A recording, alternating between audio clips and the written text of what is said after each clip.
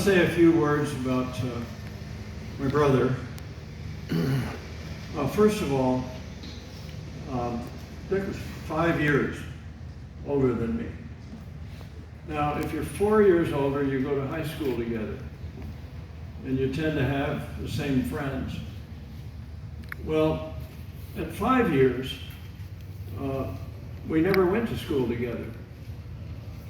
And I was always the little kid brother that wasn't something to pay attention to. And about the time that I finally accomplished something that I thought would impress my brother, it was when I was flying model airplanes and getting trophies, even at the national EAA meet.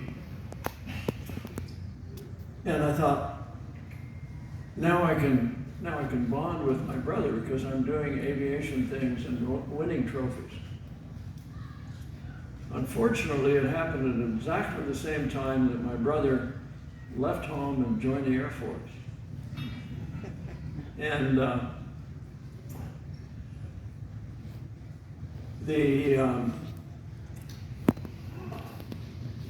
my memory of what happened in those days, keep in mind, the Vietnam War, we're talking about 1965 to 1972. During that time, I was working at Edwards Air Force Base as a flight test engineer. We didn't have the internet. We didn't have cell phones. We had very, very little communication. And while he was over there fighting the war, and he would send back little reel-to-reel quarter-inch tapes that were audio, and to give his family kind of a taste for what he was going through. And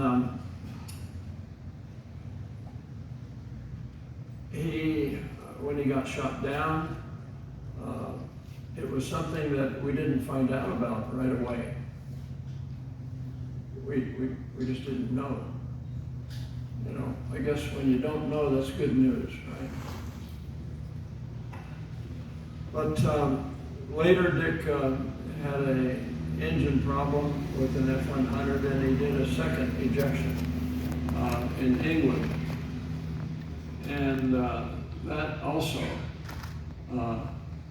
I don't really recall that so much because I was working really, really hard in those days. During that time, I was never home when the sun was up. Saturdays and Sundays were just like Tuesdays and Wednesdays. But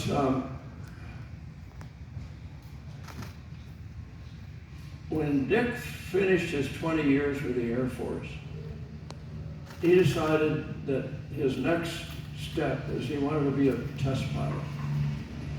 Because test pilots are a different breed than fighter pilots. Test pilots don't think much of fighter pilots. They don't know how to test airplanes. They don't know how to come back and tell the engineer CN beta is too low, or Dutch roll damping needs to be fixed. There's a problem that Dick ran into, and that is there were a lot more test pilots, and it's still true now because of all the unmanned stuff. There were a lot more test pilots than there were jobs for them.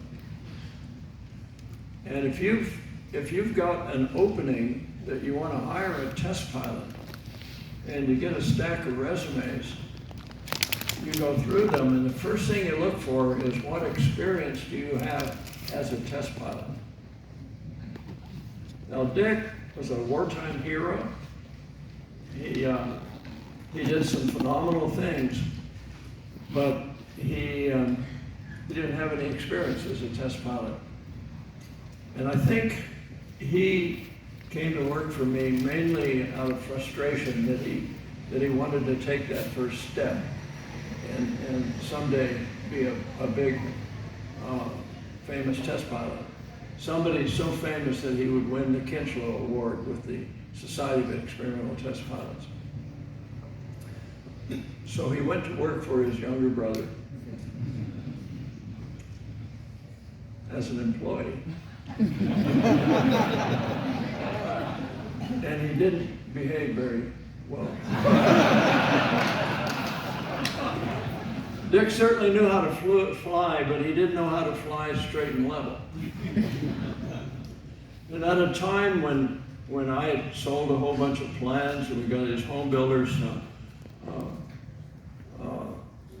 building airplanes and tempted to do aerobatics in them, even though they were never developed and proven for aerobatics. Well, Dick didn't have anything. He didn't want to do that. He went out and would, I'll give you an example. We were doing an 85% scale Starship for Beechcraft, which gave them the basic aerodynamic data that they needed to make a decision to go and spend a lot of money and develop the Starship to replace the King Airs. I remember being there, we're walking out on the ramp and the Starship, Dick's flying it. He comes down on a taxiway just right in front of the building. Really smoking, he pulls it up like this and does 3 aileron rolls.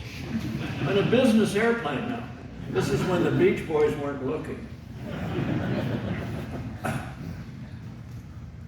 And finally they got really mad and said, listen, if you're not going to do that. You're developing an airplane for the business people.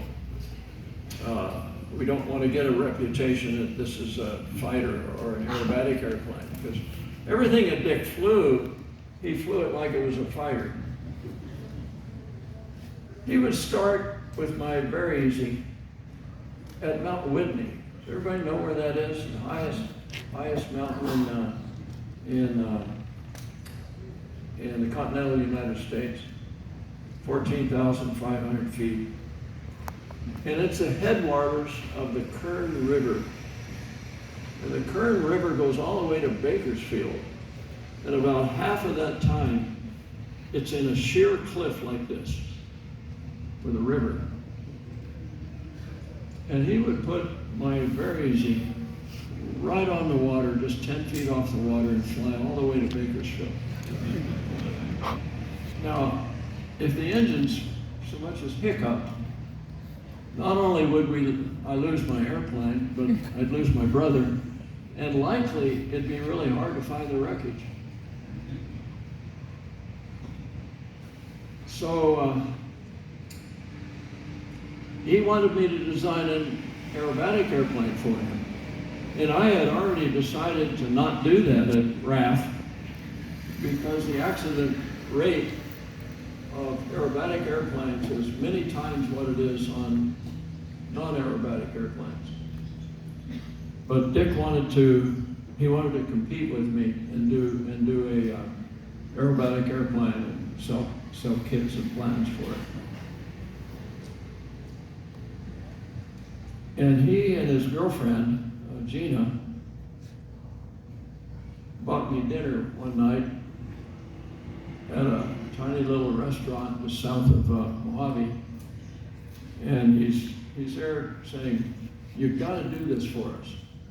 You know, he didn't know anything about design. He knew that I could do it, you know, and I had already done a whole bunch of different designs. But I told him, I tell you, there is one thing I'll do for you. And that is, I have just discovered with some basic calculations that it is possible to fly an airplane all the way around the world non-refueled. And that would be a huge milestone. And as soon as I laid that in front of him, all of a sudden Dick had this enormous passion for getting this milestone. And he and Gina went out and spent years trying to raise money so that somebody could do that, could fund it. And Voyager took up a lot more time than he thought. He thought, oh, Burt builds these home builds in 3 or 4 months. He can do this round-the-world airplane in 10 or 11 months, maybe. I think it took about 6 years, roughly 6 years. And it's really something to be proud when your airplane hangs in the Air and Space Museum in the Milestones of Flight Gallery. And every time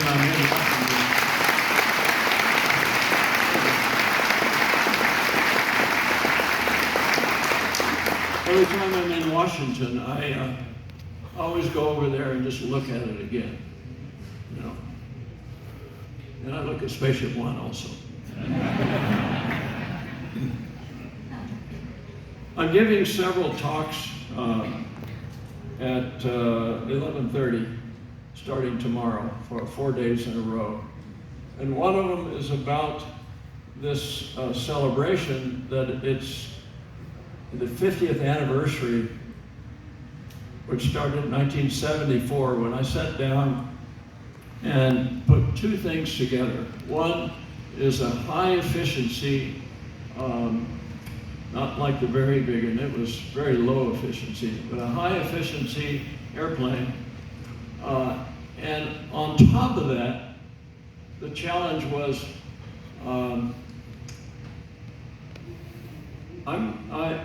I didn't think at first that people could safely build an airplane using bed sheets and honey.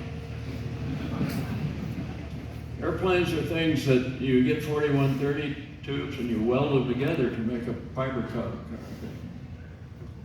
Or you bend aluminum and make a T-18. Or you glue some wood together, like I did on the very big one. But this was really all new, and it was done with a big focus on low cost. So because of that, it's done without tooling. That sort of thing ended up with, for me, in the new company that I formed, which never had more than 5 employees, Ruttan Aircraft Factory, where we had built a bunch of different airplanes. And there were a lot of people that copied that. Composite, canard type. Composite, canard type. Well, at 5 minutes after 5 today, I flew in here in a Starship, and that's a composite canard. There were all kinds of people, and I was proud to see people copy. I wasn't mad. I was really proud. Of course, I was part of the Starship, and I gave a talk on the Starship on Friday, which is a talk I couldn't give if Beechcraft is still in business. But, it'll be an inside story of some things that you've never seen written down, and it's one that I thought I may never share with an audience, or may never publish, but I am going to publish that story in detail, and the thing that I'm putting all of my archival data online. I'm not doing a book. I've just released 4,800 photographs, and they're arranged by the 90 different chapters in the thing that I call Burt Ruttan Autobiography.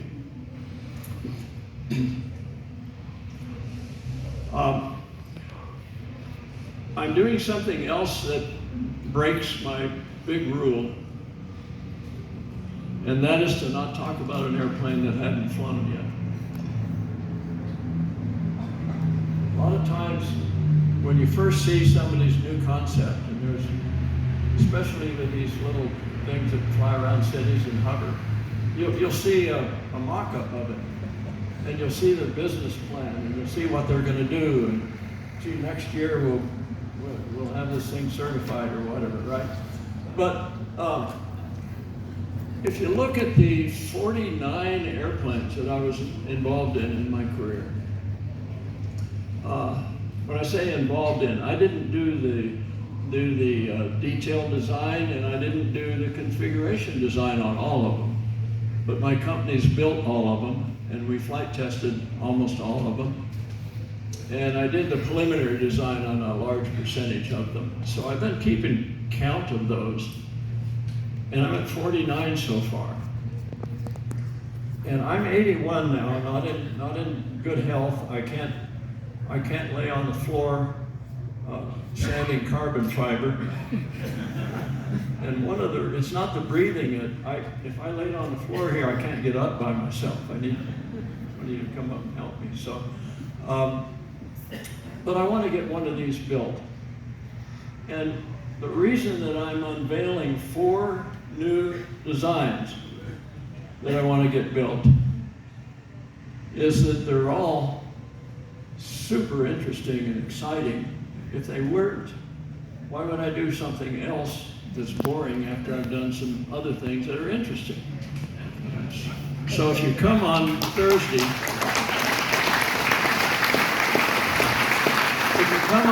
you're going to see for the very first time some new airplanes and some new projects that I think you'll enjoy looking at.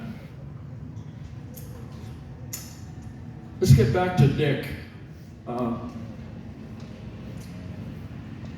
After he retired from the Air Force, he didn't work as an employee at Scaled Composites, but we hired him to come over and fly the first flight of the Starship. So he occasionally could do the fun stuff. Another thing he did a really good job on, and that is he taught all of my test pilots, all of my pilots who were going to be test pilots, he taught them how to fly formation.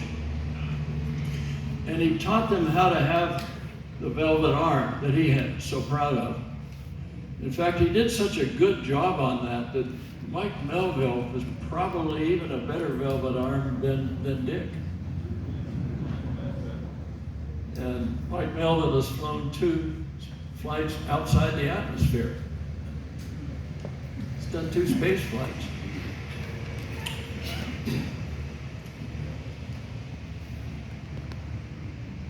But after I moved up to, I retired in 2011, so I tried to retire anyway, although I did that stupid ski goal after that,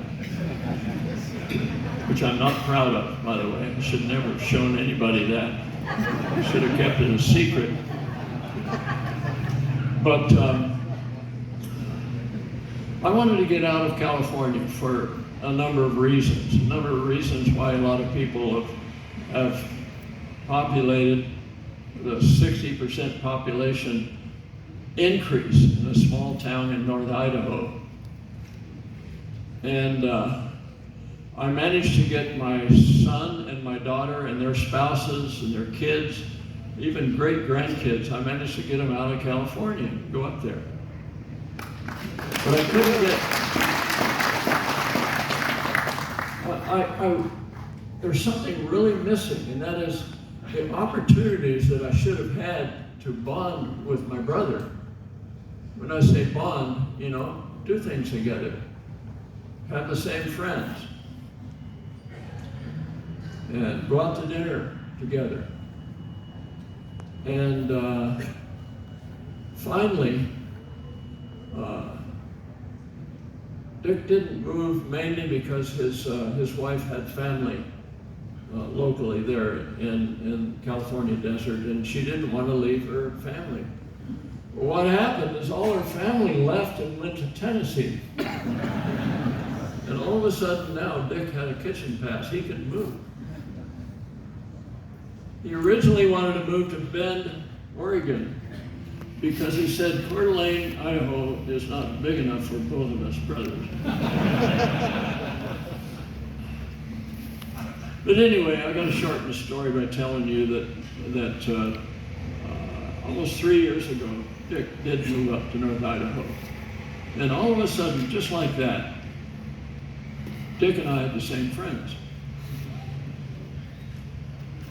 We were closest for the last 3 years of his life. We were close buddies, like we should have been when I was a kid. All of a sudden, and you know, he enjoyed that so much up there. Every day he would say, "God, I'm glad I came up here." You know. We'd go to Quiet Birdman meetings together, even though it's an hour drive,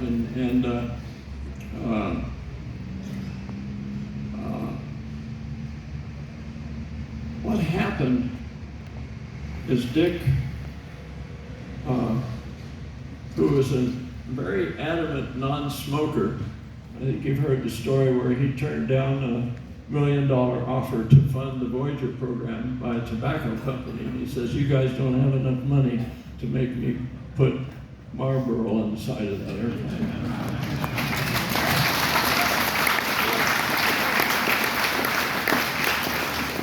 It seems totally illogical that my brother ended up with a very, very serious lung disease, even though he'd never smoked. And it got to the point where they said, "We think there is a cure for this. And it's experimental, maybe we can cure it."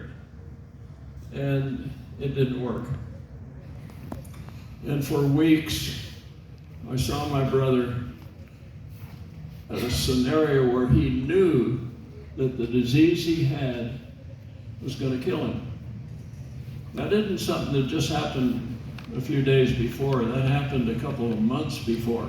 He knew he was going to die of what he had. It was just a matter of time. When is it going to happen? And that was a tough time for the family. It was on one hand, wonderful to go over and see him every day, and he was in various hospitals or assisted care areas. We no longer could go out and party together and whatever, because he was very, very sick for a long time.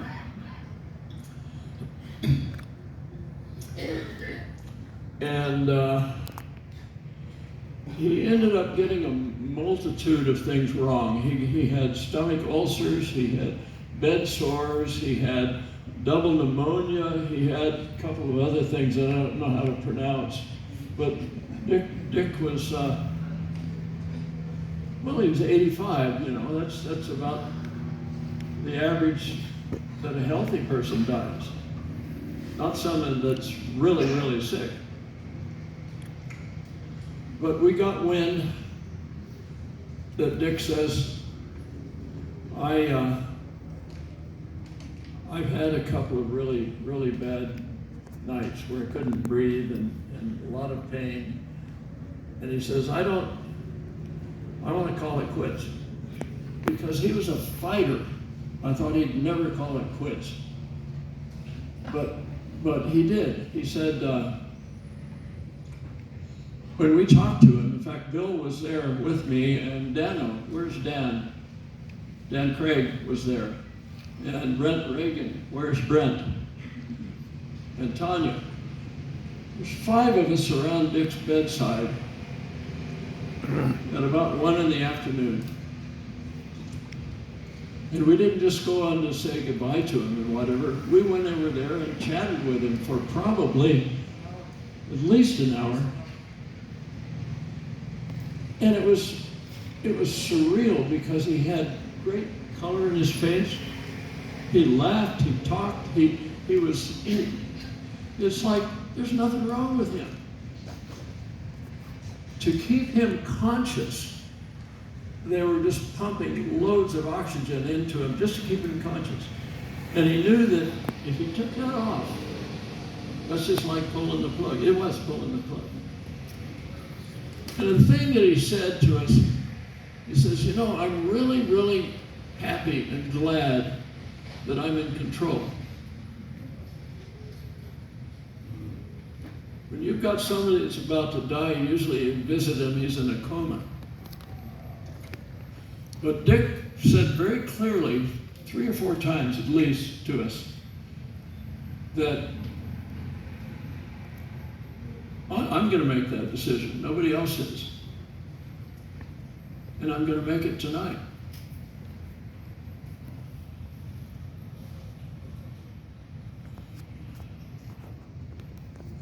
That was kind of the end of a 2-month period or so that I couldn't sleep. As Dick got worse and worse, I just flat couldn't sleep. I'd get maybe a couple hours sleep at night and then try to take a nap, and I couldn't sleep then.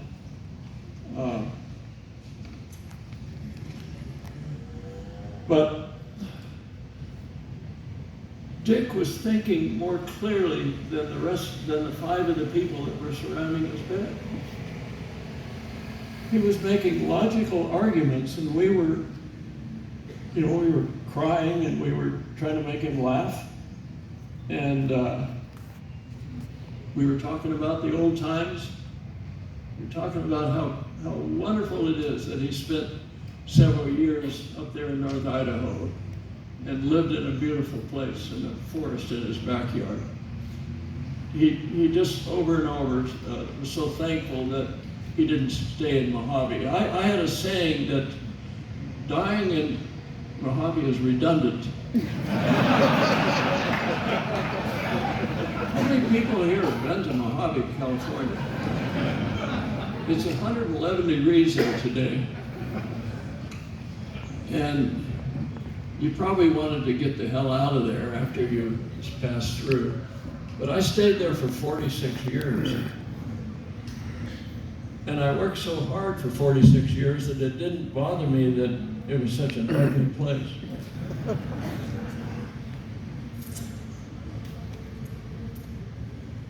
Tell them what he said about what he wanted for his memorial, Burt.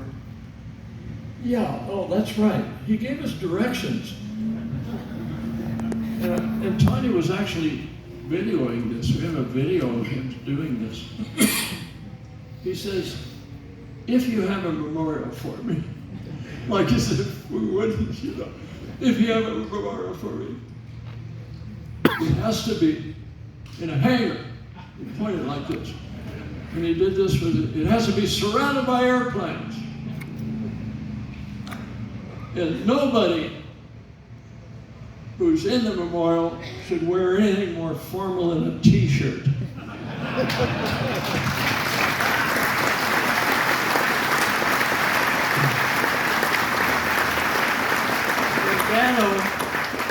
Dano who's the logo maker, the artist. He did all the coffee, he did the letterheads. He did the coffee cups and whatever for Christmas. Dano designed this logo. Yeah, I'll turn around and show it to you. I was going to turn around then. What we have here is the Bearcoot, his Bearcoot pulling up in Missing Man, an F-100 and a Voyager, of course, and then on the bottom the American flag. And on the front it says the Velvet Arm. Oh yeah, it says the Velvet Arm, Dick Ruttan. Backstage, I told Bill that, a lot of people come to Oshkosh and don't know anything about airplanes. They're just like, oh, we'll go there for food and the air show. And you know what they're going to do? They're going to say, hey, I saw Dick Ruttan. Because on the shirt it says Dick Ruttan.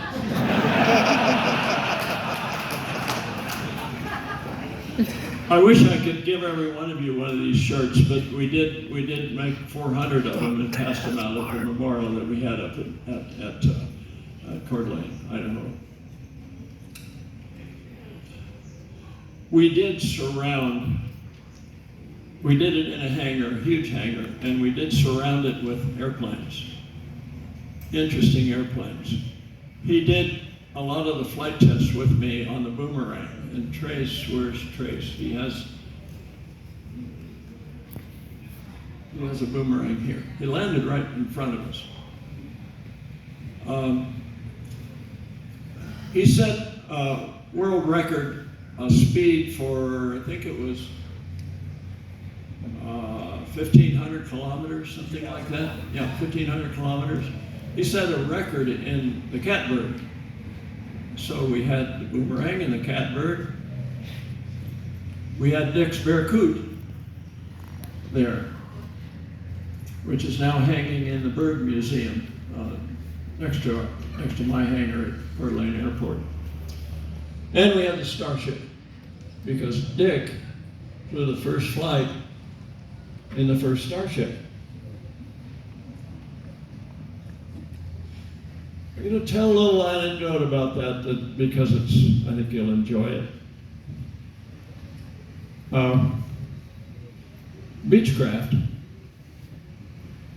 had 4 different presidents during the Starship program. The first one didn't pay much attention to it. It was a covert research program that probably wouldn't go anywhere. I never even met Burns. The next one was Lyndon Blue, the visionary.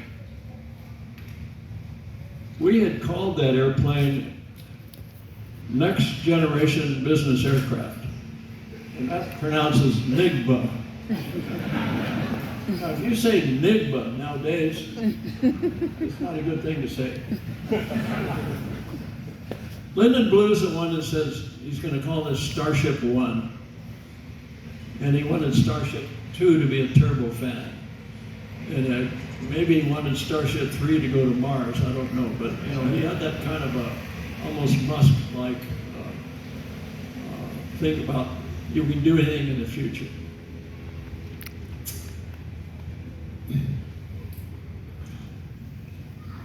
And we had Jim Walsh, and we had the president of Raytheon, which is the parent company for Beechcraft. All of those guys thought that it was good for Beech to do something new, inventive, something different. And if you come to my talk on Friday, you're going to find out something that'll shock you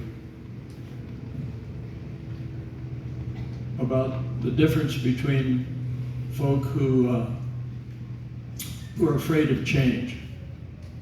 They're afraid of innovation.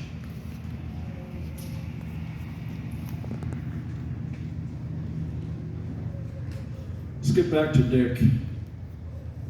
It was really hard for us to leave that room, remember? But we all knew that it was most important that Dick spend his last hours with his wife of 25 years, Chris Ruttan, who lives just actually a quarter mile from me in Coeur d'Alene. And when we showed up to see Dick, she looked at how many were there and she just left. She just left. She says, you guys got it. We didn't have her there when we said our goodbyes to Dick. But we knew we had to make sure that while he was still alert and sharp as a tack, that he could spend some hours with Chris before he pulled the plug.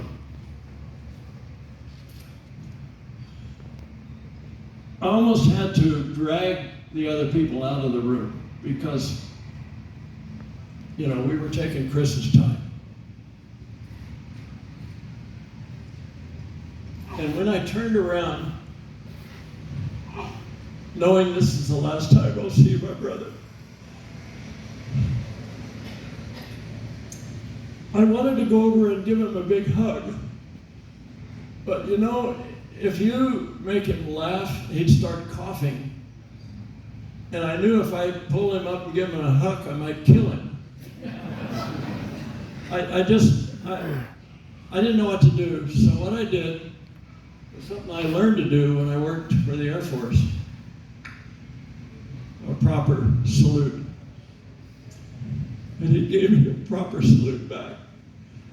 And that's the last time I saw him. And I really appreciate being able to share with you the memory of Dick. One of the things that I'm going to do, I think it's on Wednesday, I'll have to check the calendar. Dick gave a talk at the Voyager mock-up, fuselage mock-up in the museum every day here at Oshkosh, every year. And I'm going to do one of his talks right there at the I think it's 2:30 or something like that at the museum. It's on the program. So that's a different audience. That's a Voyager only audience. And I've never given a talk at Oshkosh where I was the key one talking about Voyager. It was always Dick, of course. But I don't know how that's going to go, but I'm looking forward to talking about Voyager, and for a half hour or hour maybe to pretend that I'm Dick Ruttan.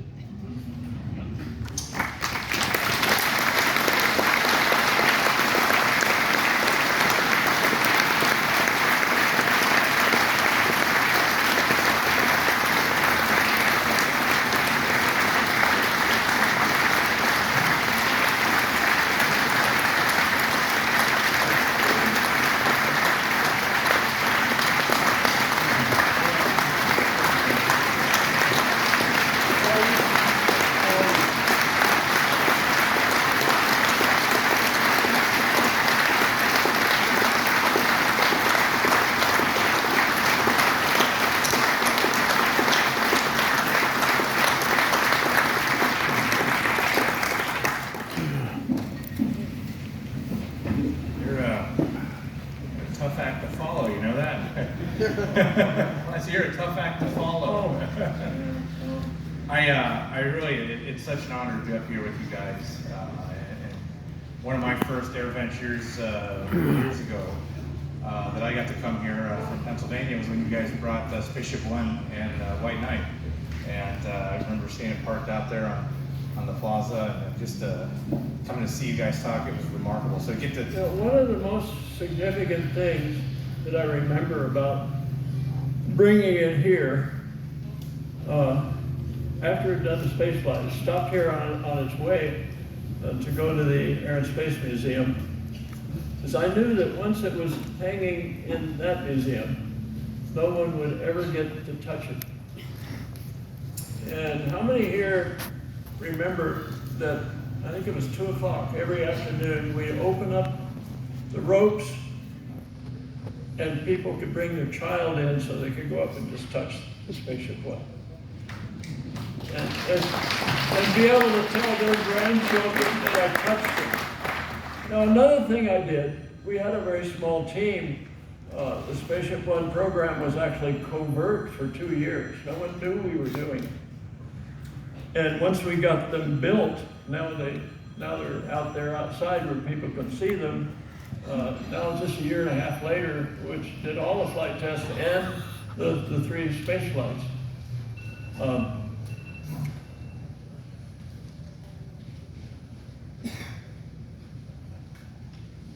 My 81-year-old mind lost track. Let me think here.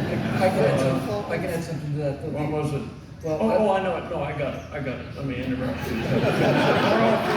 Again. What I did with that program, we were doing 4 programs in design build, and we were doing preliminary designs of new projects. We had several airplanes in flight test during the Spaceship One program. But I wanted everybody that worked for me, and this was at a time when we were covert, I wanted everybody that worked for me to, if they were sweeping the floor or a receptionist out in front, I wanted them to go out in the shop while somebody was doing a layup or a trim or sanding or whatever. I wanted them to spend some time building Spaceship One. because I knew that that would be a historic program. Those people then could tell their grandchildren, I built that. And so I had everybody, I made sure that everybody spends some time doing that. Also, the X Prize, the $10 million was the biggest prize in aviation at the time. It might still be, I don't know. But that went to Paul Allen, of course, you know, the guy that spent the $20 million. Well, he gave us a big chunk of that.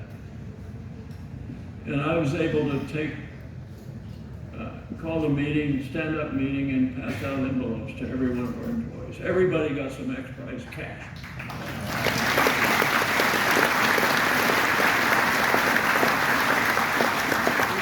And also, I gave envelopes to everybody that says, this is flown to space on Spaceship One with a date on it. Because we had to put a lot of extra weight into it for the X Prize, because we had to simulate 2 passengers. And people could put anything in that envelope they wanted to. You know, pictures of their kids, wedding ring, whatever, you know. That has been to space, you know. I flew all my Clicos.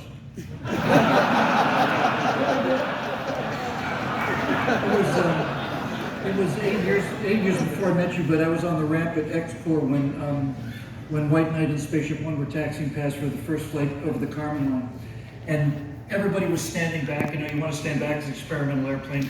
And all of a sudden, Mike Melville opened one of the side windows and stuck his arm out and started waving this little American flag.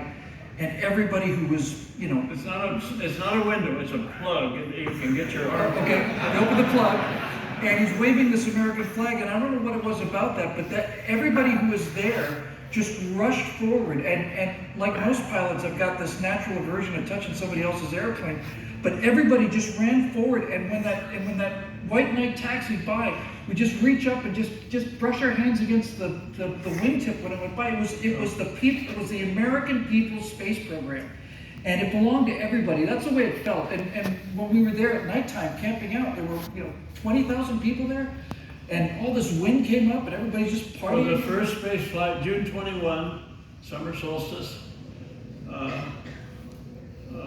38 years ago, I think it was. No, 20 years ago. 38 is Voyager. 20 years ago, June 21st, there was 27,000 people. I was one of them. There to watch it. And you know, if you see any other space flight, You're 11 miles away. You don't get invited to the party. No, you don't. NASA doesn't think it's important that you're invited, even though you're the taxpayers paying for it. As soon as that thing landed, I got on the back of a pickup with Paul.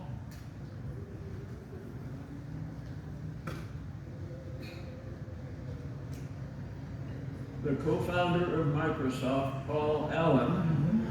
Sorry again. So I'm here with this billionaire, and we're hanging our feet over the back of a pickup, and we're towing the spaceship back to the hangar. Well, what we did is we took it down to the people,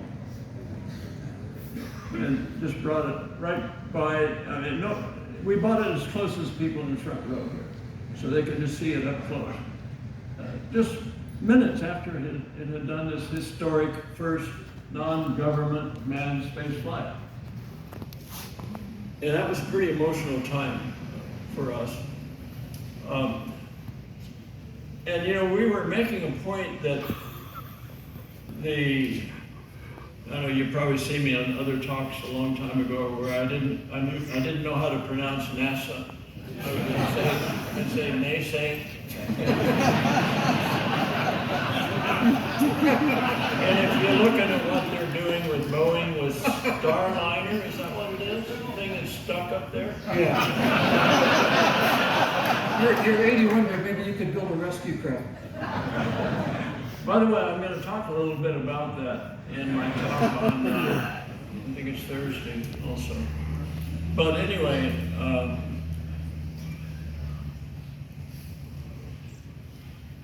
there's a guy holding up a sign. We were making the point that the little guy should get a chance at doing space stuff. Never, you know, it was always, oh, you can't do that. It takes us, the government, to do that.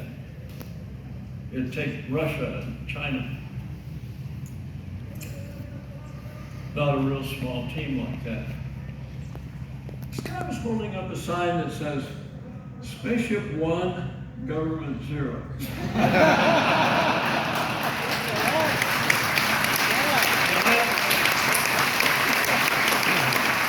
I jumped out of the pickup and I ran over to that line that they had. It's just a little chain link fence that tall. And I grabbed his sign and says, can I have this? He said, oh yeah. So I gave it to Mike Melville, and there's pictures of Mike Melville standing on top of Spaceship 1. It says, Spaceship 1, Government 0. Now, I was told, oh, don't say that, you make NASA mad, they won't get, Scale won't get contracts from them and all that. And I've found that the older you get, the more gas you have. Wait a minute. What do you think gas is? No, gas is give a shit. It's not a fart. But I got to where I don't care anymore about protecting things. I don't care about protecting my legacy. When you read Brad, you'll see all the bad stuff about me.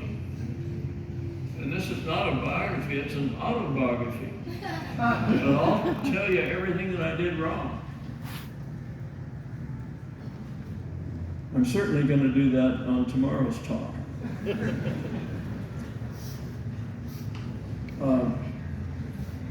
But I found out later that sign was made by some libertarians.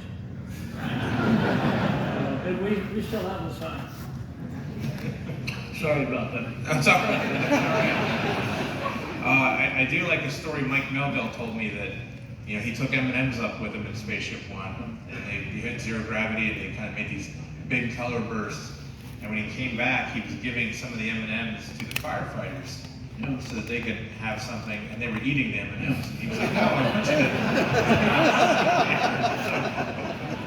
Well, I grabbed 2 of them. I ate one, and I've got another one on it and a nice plaque. So, really, this part of the night, I want to have the crowd. I know you guys have been texting.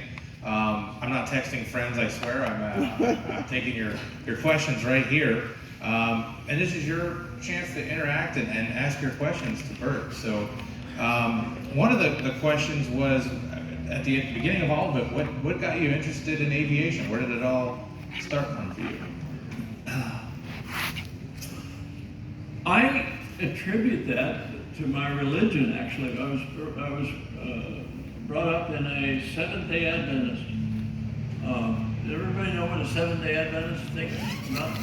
Like, you can't do any work after the sun goes down Friday until Saturday. You can't cook the food on Saturday. You got to cook it before sundown Friday. And the girls can't put lipstick on. That's off. You know, a lot of very, very strict religious things. So I couldn't go out to any sports because the basketball and football, whatever games were played, were at the time that I couldn't do it because of my religion. And what I ended up doing was model airplanes. Because I got passionate about that, and I found that I could actually win trophies that the adults were competing from, even though there's a smaller trophy for juniors. You know, and boy, I tell you, when you're 12, 13, 14 years old, it really feels good when you beat an adult, right? So I think the fact that I had some early success in actually putting trophies on my shelf had a lot to do with my passion to get into aviation. There's a question that says, is there an aircraft design that a concept you've had an idea on but have not acted on? You're going to see 4 of those on Thursday at my talk. Now, you keep in mind, when people had asked me that before, they think that they have a right to look at what I'm working on. But I always ask them, I says, well, I named, 10 or 20 of these 40-some airplanes. And I said, did you know anything about that before it was flight tested? Oh, I guess I didn't. The beauty of that is nobody knows anything about it, and it's a failure like Skigel. You don't have to tell anybody that you failed. And not all these airplanes that I did flew very well. You're going to see a lot of that in my talk tomorrow. So when people would ask me what's my favorite airplane that I've done, and I'd always say the next one. And the reason is, why do something that's less significant and less interesting than you've done 40 times before? Why bother? Right? Why not just, while you're still healthy, retire and go to Idaho or something? So I was extremely fortunate at Scale. Well, excuse me, extremely fortunate at RAF because we sold a bunch of, can I say the word, a shitload of plants? 1975. You got gas now. Yeah, that's right, I got gas. But anyway, 1975, when it flew here, very easy, and I had decided not to sell plans for this airplane because it had a Volkswagen engine that failed twice. We set a distance record during the show in 1975. The October 75 issue of Sport Aviation, most of the magazine is that story that Jack Cox wrote. But anyway, I went home and I said, listen, this is, I can't be putting out something that people are going to have accidents with. I've got to do, if I'm going to do a home built kit or plans, it's got to have an aircraft engine. It's got to be reliable. And that's why the home builder's very easy. It's 15% bigger and was designed around the Continental 0200 engine.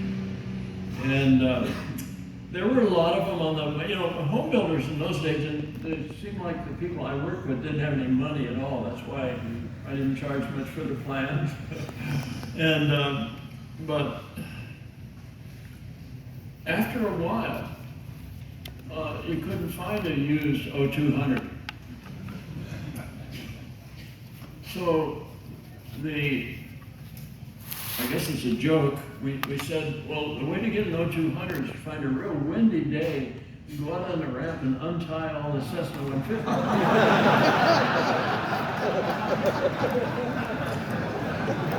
Now, a reason that the Long Easy was done is that this one could handle a Lycoming engine with a starter and an alternator, whereas he couldn't. And I know some of you did it anyway, but it couldn't. There's another real important reason that I did the Long Easy that we never admitted. And I'm going to talk about that, I think, at the talk tomorrow. It's a surprise. It's a surprise reason that we did the Long Easy. I never told him. That's awesome. You gotta come to the talk tomorrow. It's a good teaser, I like that. I don't make any money on these talks, by the way. I get the same amount of money if everybody shows up or nobody does. It's called zero. That's fine. I enjoy talking at Oshkosh. Well, we love having you here. Thank you.